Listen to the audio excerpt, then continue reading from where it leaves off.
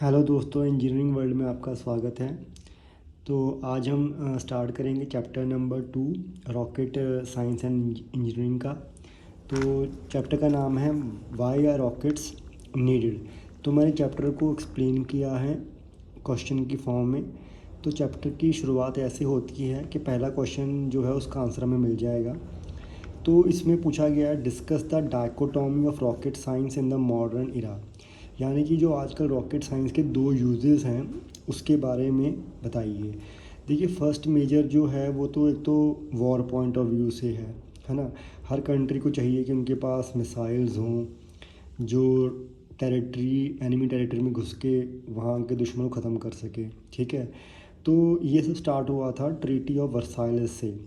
जब जर्मनी के ऊपर जर्मनी की दुश्मन कंट्रियों ने जब जर्मनी हार गया था वर्ल्ड वॉर में, तो उनके ऊपर वन में तो ये लगा दिया था उनके ऊपर बैन कि आप कोई लॉन्ग रेंज आर्टिलरी नहीं बनाएंगे। तो उस केस में फिर इन्होंने क्या किया था, इन्होंने मिसाइल बनानी शुरू कर दी थी। V2 मिसाइल बनी थी, ठीक है, जर्मनी ने बनाई थी। और उसके बाद जब V2 मिसाइल सक्सेसफुल हो गया तो उसके बाद अमेरिकन और रशिया के बीच में इनको लेके जंग शुरू हो गई कि कौन ज़्यादा बेहतर मिसाइल बना सकता है। तो आजकल के समय में जो रॉकेट बनते हैं, एक तो वॉर पॉइंट ऑफ व्यू से बनते हैं, दूसरा है जब स्पुतनिक जो सैटेलाइट था ना वो लॉन्च हुआ था स्पेस में, और उससे फिर जो था स्पेस रेस लग गई थी अमेरिकन और सोवियट्स के बीच में। ठीक है, तो तब से चलता आ रहा है अभी तक, यानी कि कौन ज़्यादा एक्सप्लोर कर सकता है स्पेस को। ठीक है, तो उनके इतना ही कोल्ड वॉर लगी हुई थी दोनों कंट्रीज़ के बीच में, रशिया और अमेरिका के बीच में। तो आज भी इन्हीं दो कारणों के कारण जो है रॉकेट साइंस का बड़ा इस्तेमाल होता है। तो रॉकेट का मिशन क्या होता है, जिस फैक्टर के कारण रॉकेट को भेजा जाता है कहीं पे भी, उसको हम मिशन कहते हैं। जैसे मिलिट्री मिशन हो गया, जिसके अंदर आपको जो है कोई बॉम्ब वगैरह है वो टारगेट तक पहुंचाना है, या आप रॉकेट भेज रहे हो आसमान में एक स्पाई सैटेलाइट छोड़ने के लिए ताकि दुश्मन की गतिविधियों को पता लग सके। तो ये मिशन हो गए। अब और मिशन क्या हैं, टेली कम्युनिकेशन, जैसे आजकल आप देख रहे हैं टीवी रेडियो कितने बढ़ गए हैं, है ना, इंटरनेट। तो ये सब जो पॉसिबल हो रहा है ये टेली कम्युनिकेशन सैटेलाइट्स की वजह से पॉसिबल हो रहा है, जो अर्थ के अराउंड घूमते हैं और इनको वहाँ पे पहुँचाने का काम रॉकेट करते हैं। तो ये रॉकेट के मिशन का काम है। अब अगर डीप स्पेस को एक्सप्लोर करना है, ठीक है, और ये जो आता है ना ये कमर्शियल मिशंस के अंदर आता है। बिज़नेस के तरीके से बिज़नेस जो कंपनीज होती हैं उसमें पैसा लगाती हैं। ठीक है, जैसे एक डीप स्पेस एक्सपीडिशन है, ये प्लान कर रहा है कि जो सोयूज़ स्पेस फ्लाइट है उसकी सीट्स जो हैं वो बेच रहे हैं इतने इतने डॉलर्स के अंदर। तो वहाँ पर आप क्या कर सकते हैं, मून के अराउंड घूम के आ सकते हैं। ठीक है, तो ये कुछ प्राइवेट कंपनीज़ हैं जो अलग अलग तरीका निकाल रही हैं बिज़नेस करने का। ठीक है, तो ये भी तरह का मिशन हो गया। फिर साइंस के मिशन तो हैं ही हैं, जैसे वो रोवर्स भेजे जाते हैं मार्स में पता लगाने के लिए कि वहाँ पानी है, कार्बन डाइऑक्साइड का लेवल कितना है, ये सब। ठीक है, तो ये 3-4 मिशन जो हैं रॉकेट मिशन में आते हैं। पेलोड क्या होता है, जिस चीज़ के लिए रॉकेट को बनाया जाता है उसको पेलोड कहते हैं। पेलोड यानी कि वो चीज़ हो गई जो रॉकेट लेके जाता है, सैटेलाइट, बॉम्ब या कोई और रोवर वगैरह, या एस्ट्रोनॉट को लेके जाता है, तो ये पेलोड हो जाते हैं। ठीक है, ये सबसे टॉप पे लगा होता है। ठीक है, कोई साइंस का इंस्ट्रूमेंट हो सकता है, कोई कम्युनिकेशन डिवाइस हो सकता है। ठीक है, अब space mission analysis and design SMAD, ये क्या होता है, ये एक बुक है, स्टैंडर्ड बुक मानी गई है। जब हम कोई स्पेस मिशन प्रिपेयर करते हैं तो हम इस बुक को फॉलो करते हैं। ठीक है, इसके अंदर लिखा होता है कि स्पेस मिशन किस तरीके से तैयार करना है, तो उसको हम स्मैड कहते हैं। आगे चलते हैं, ट्रजेक्टरी क्या है, what are the assumption made in a projectile motion, the path followed by the rocket. जब रॉकेट चलता है तो उसका जो पाथ होता है उसको हम ट्रजेक्टरी कहते हैं।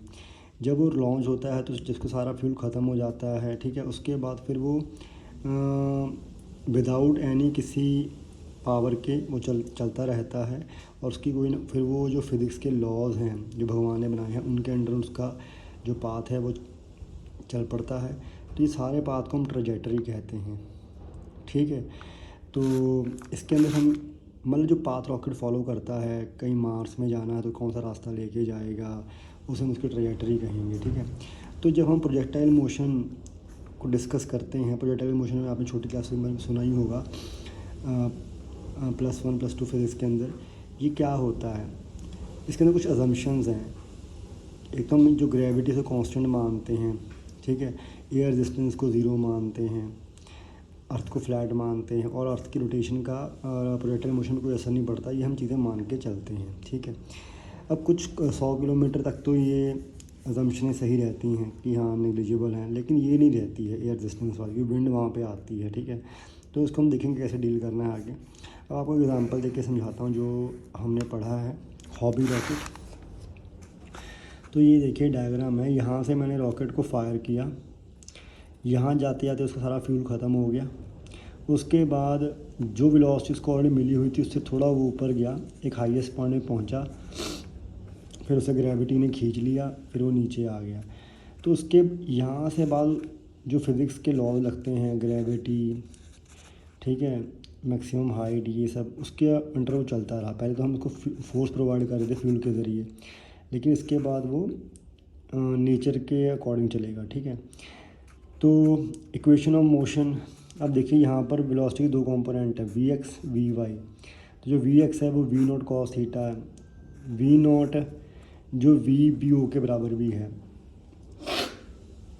यहाँ पे VBO है बर्न आउट वेलोसिटी, यानी कि जब पूरा फ्यूल ख़त्म हो गया यहाँ पर, ये मैको है मेन इंजन कट ऑफ, यहाँ पे मैंने मेन इंजन कट ऑफ कर दिया था। तो यहाँ पे जो VBO है वेलोसिटी जो बर्न आउट हो गई है, यानी ये सारा फ्यूल बर्न आउट हो गया है, तब उसकी वेलोसिटी कितनी थी, वो थी 50 मीटर पर सेकेंड। और जो हाइट इसने तब तक तय कर ली थी YBO बर्न आउट, वो है 300 मीटर। और उसने कितनी हॉरिजॉन्टल डिस्टेंस कवर कर लिया था बर्न आउट तक, 100 मीटर। तो ये सब हमें दे रखा है, ठीक है। तो यहाँ पर VO जो है वो VBO के बराबर है, ठीक है। ऐसे ही जो किसी एक पॉइंट पे वर्टिकल कंपोनेंट होगा वेलोसिटी का, वो ये होगा VO sin theta minus GT। ये यहाँ से आया V minus U is equal to AT वाली इक्वेशन, ठीक है।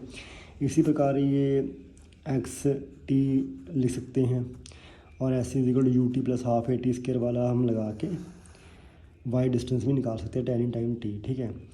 तो अब हमने क्या किया है, यहाँ से हमने टाइम को और tan थीटा अगर किसी पॉइंट पर पता करना है तो VY/VX होगा, ठीक है। ये छोटी क्लासों में सिखाया जाता है, ठीक है। तो यहाँ से हमने टाइम निकाल लिया, ठीक है, और उसको यहाँ पुट कर दिया, ठीक है। फिर कुछ सिंप्लीफिकेशन करने के बाद हमारे पास ये आ गया, ठीक है। लेकिन ये जो हाइट होगी वो यहाँ से होगी, लेकिन हमें पूरी हाइट पता करने के लिए ये भी ऐड करनी पड़ेगी, ठीक है। तो हमने YBO भी ऐड कर दिया, ओके।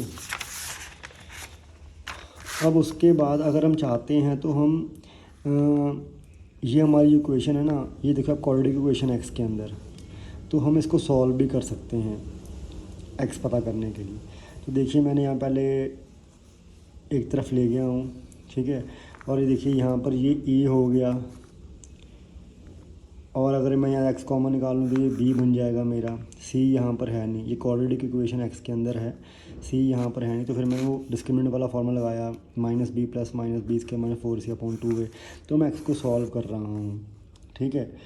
तो कुछ इस प्रकार ये पुट करने के बाद, और यहाँ पे 2 आ रहे हैं मेरे पास, है ना, प्लस माइनस माइनस लूँगा तो ये सब कट जाएंगे तो 0 आ जाएगा, और अगर प्लस का लूँगा तो कट जाएंगे, माइनस का लूँगा तो ये इक्वेशन बन जाएगी, ठीक है।